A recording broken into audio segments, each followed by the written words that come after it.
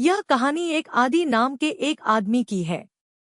उसकी बहादुरी का आलम यह था कि भूत प्रेत की कहानियों को वो खाली पेट का भ्रम मानता था और उसकी असंस्कारी बुद्धि तो हर बात में मजाक और छिछोरेपन का मसाला ही ढूंढ लेती थी। किस्मत का मारा, या शायद कहें कि किस्मत का धकेला, आदि दिल्ली के एक पुराने वीरान और बदनाम मोहल्ले में एक ऐसे घर की तलाश में था जिसका किराया उसकी जेब को रुलाए नहीं, और उसे मिला एक ऐसा घर भी गया जिसकी दीवारों से चीखें सुनाई देती थी, जिसके बारे में कहा जाता था कि जो भी अंदर गया वह वापस कभी नहीं आया। लोगों ने फुसफुसाते हुए बताया कि वो शांति का घर है। एक बला की खूबसूरत, एक मजेदार उम्र की औरत जो मरने के बाद भी अपनी हवेली नहीं छोड़ती है। जो भी अंदर जाता है वह उसे मारकर उसकी लाश भी खा जाती है। आदि ने अपने होठों पर वही ठरक से भरी मुस्कान फैलाई और बोला, शांति? नाम तो शांति है, लेकिन काम तो अशांति वाले हैं। चलो देखते हैं कितनी अशांति है। किराया न के बराबर होने के कारण आदि ने तो बिना सोचे समझे उस घर में डेरा डाल दिया। अंदर घुसते ही एक अजीब सी ठंडक ने उसे घेर लिया, लेकिन आदि ने अंगड़ाई ली और बोला, वाह, एसी का भी जुगाड़ है। बढ़िया। रात हुई। आदि ने अपने नए फोन पर गाने चलाए और बिस्तर पर लेट गया। अचानक कमरे में हवा का एक तेज झोंका आया और सामने दीवार पर एक धुंधली परछाई बनने लगी। धीरे धीरे वह परछाई एक औरत में बदल गई। उसकी साड़ी का पल्लू लटक रहा था और उसकी आंखें आग की तरह चमक रही थी। वह थी शांति, उसकी माँ की उम्र की, लेकिन बला की खूबसूरत। उसकी साड़ी का रंग गहरा काला था और उसके होठों पर एक ऐसी मुस्कान थी जो मजा भी देती थी और मौत भी। उसके बाल खुले हुए थे और उसकी चाल में एक अजीब सी मनमोहकता थी। शांति ने अपनी गहरी, सम्मोहक आवाज में कहा, तुम अंदर कैसे आ गए? तुम्हें पता नहीं यह घर मेरा है, और जो भी मेरा घर हड़पने की सोचता है उसकी लाश भी नहीं मिलती। आदि ने एक नजर शांति पर डाली, फिर दूसरी और फिर तीसरी। उसकी आंखें चमक उठीं और उसके लटके हुए पल्लू को घूरता रहा। उसने गाना बंद किया और उठकर बैठ गया। अरे वाह, शांति जी! नाम तो सुना था, पर इतनी हॉट होंगी सोचा न था। आप तो मैडम भूतनी कम और कोई माल ज्यादा लग रही हैं। शांति का चेहरा एक पल के लिए क्रोध से तमतमा गया, फिर एक अजीब सी हंसी उसके होठों पर आई। तुम मुझसे फ्लर्ट कर रहे हो? एक भूतनी से? भूतनी हो या अप्सरा, खूबसूरती की तारीफ तो बनती है। आदि ने अपनी आंखों में और शरारत भरते हुए और ब्लाउज के अंदर झांकते हुए कहा। और रही बात लाश न मिलने की, तो मैडम मैं तो अभी जिंदा हूं और मेरा नाम आदि है, आदि। वैसे आपके यहाँ पानी वानी का इंतजाम है या सीधा दूध पिलाते हैं क्या? गला सूख रहा है। शांति की आंखों से आग की लपटें निकलने लगी। एक पुरानी पीतल की घंटी जो कोने में रखी थी वो हवा में उछलकर आदि के सिर की ओर तेजी से आई। आदि ने फुर्ती से गर्दन झुकाई और घंटी दीवार से टकराकर चकनाचूर हो गई। अरे अरे, गुस्सा क्यों? आप इतनी खूबसूरत हैं, आपकी आवाज में भी जादू है। बात करके मसला हल करते हैं ना? आदि ने मुस्कुराते हुए कहा। पर आदि की नजर एक बार भी उसके सरके हुए पल्लू से नहीं हटी। शांति का चेहरा थोड़ा सा और लाल पड़ गया और वह जोर से चिल्लाई, तुम्हारी हिम्मत कैसे हुई मेरी बात काटने की? मेरे घर से कोई जिंदा नहीं जाता। और तभी कमरे की सारी खिड़कियां एक साथ धड़ाम से बंद हो गईं। हवा में एक तीखी बदबू फैल गई और आदि के पैरों के पास से लाल रंग का एक पतला सा पानी बहने लगा। दीवार पर खून के छींटे धब्बे उभरने लगे और एक भयानक चेहरा आदि को घूरने लगा। आदि ने झुककर उस लाल पानी को छुआ। हम खून, क्या बढ़िया क्वालिटी का नकली खून है। हॉरर फिल्मों के लिए परफेक्ट। वैसे ये जो चेहरा बना है, ये कौन है? आपका एक्स बॉयफ्रेंड? लगता है थोड़ा ज्यादा ही गुस्से में है। शांति को आदि की बेपरवाही और उसके मजाक ने और ज्यादा भड़का दिया। उसकी आंखों से नीली रोशनी निकली और उसके बाल नागिनों की तरह लहराने लगे। उसकी उंगलियां लंबी और नुकीली होती गईं और उसने आदि की गर्दन पर झपट्टा मारा। पर आदि ने फुर्ती से एक तरफ होकर खुद को बचाया और शांति का हाथ दीवार में धंस गया। अरे! दीवार तोड़ दी आपने। अब इसका किराया कौन देगा? आदि ने फिर पल्लू को घूरते हुए मजाक में कहा। देखिए मैडम शांति, मुझे बस एक सस्ती जगह चाहिए थी रहने के लिए। आप इतनी खूबसूरत हैं और मैं इतना हैंडसम। क्यों न हम एक समझौता कर लें? आप मुझे रहने दें और मैं आपको अच्छी अच्छी चीजों पर बैठाकर घुमाऊंगा। शांति एक पल के लिए डर गई। उसने कभी किसी इंसान को इतना बेखौफ और ठरकी नहीं देखा था, और इतना बेशर्म भी। वह आदि के पास आई। उसका चेहरा आदि के चेहरे के बेहद करीब था। उसकी सांसों में गुलाब की खुशबू थी। तुम क्या चाहते हो?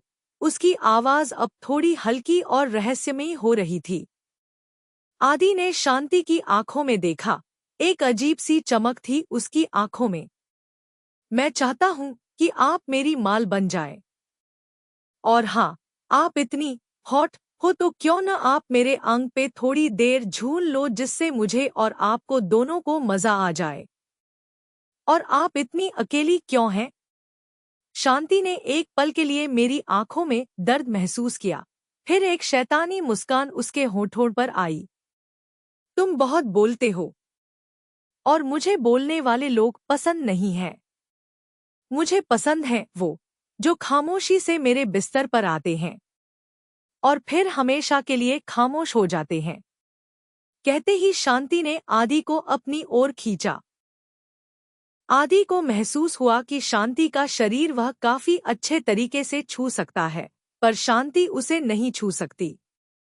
यह सोचते ही उसके तोह शरीर के सारे अंग खुल से गए। शांति की आंखें अब पूरी तरह काली हो चुकी थी। उसे समझ आने लगा कि आदि कोई साधारण मनुष्य नहीं है, बल्कि उसके अंदर कोई बहुत बड़ी शक्ति है। शांति समझ गई कि अगर उसने आदि को कुछ और देर परेशान किया तो आदि के अंदर की शक्ति शांति को पूरा निगल लेगी। पर वह समझ गई कि आदि को उस ताकत के बारे में कुछ नहीं पता। पर वह अब आदि के पास थी जो उसे बिल्कुल खा जाने की तरह उसकी तरफ बढ़ा ही जा रहा था। वह समझ गई थी कि आदि उसे छू सकता है, पर वह आदि को नहीं।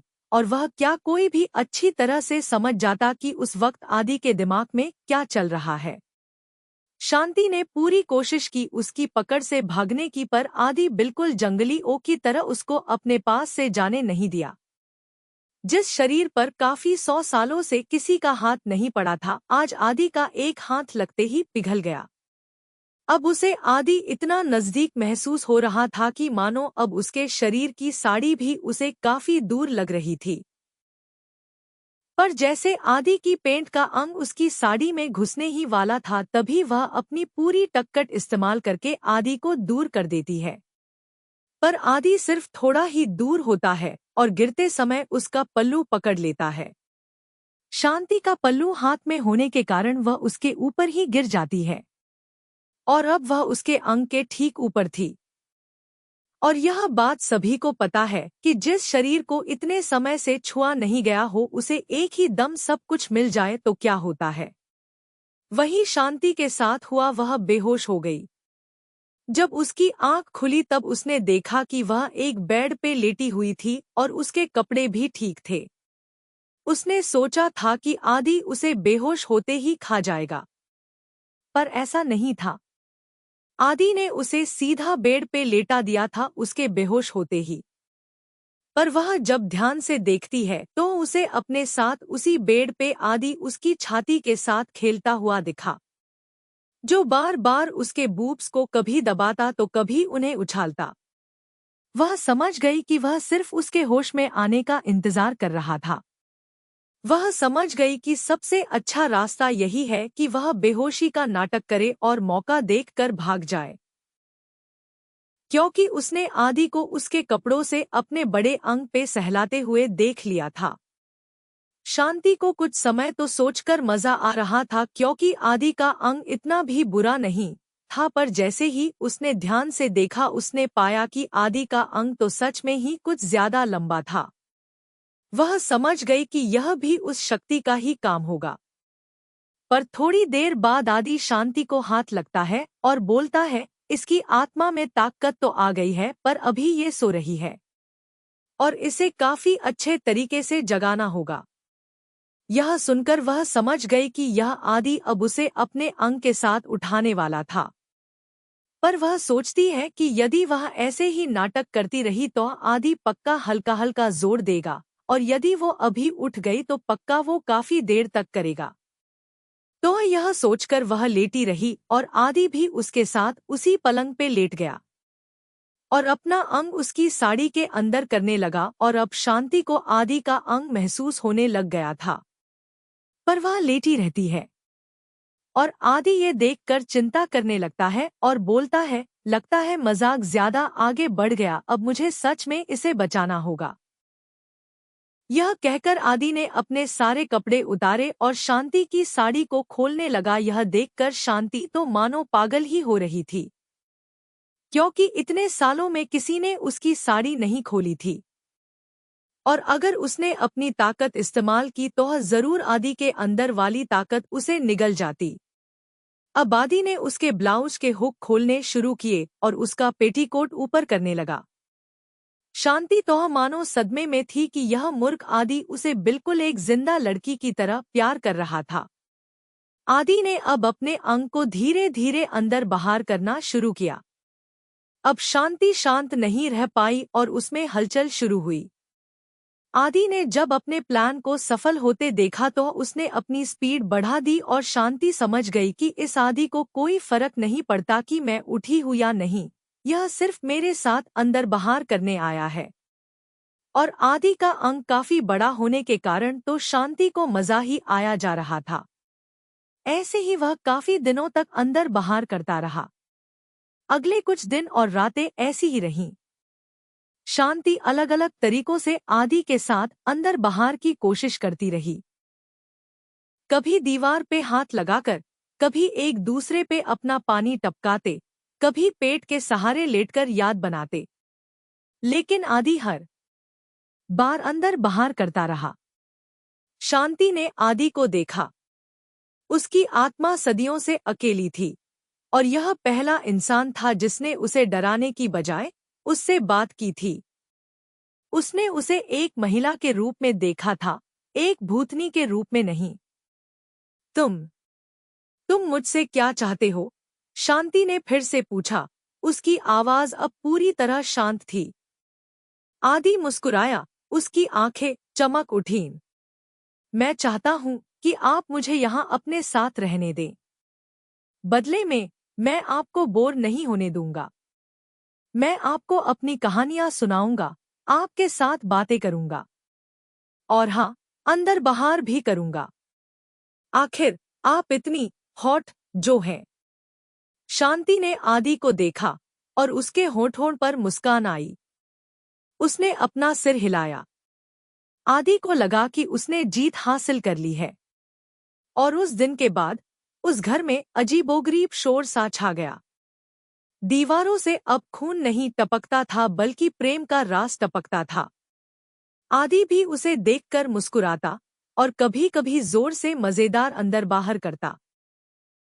शांति का घर अब आदि का घर भी था, और शांति अब उसकी हॉट भूतनी बन गई थी।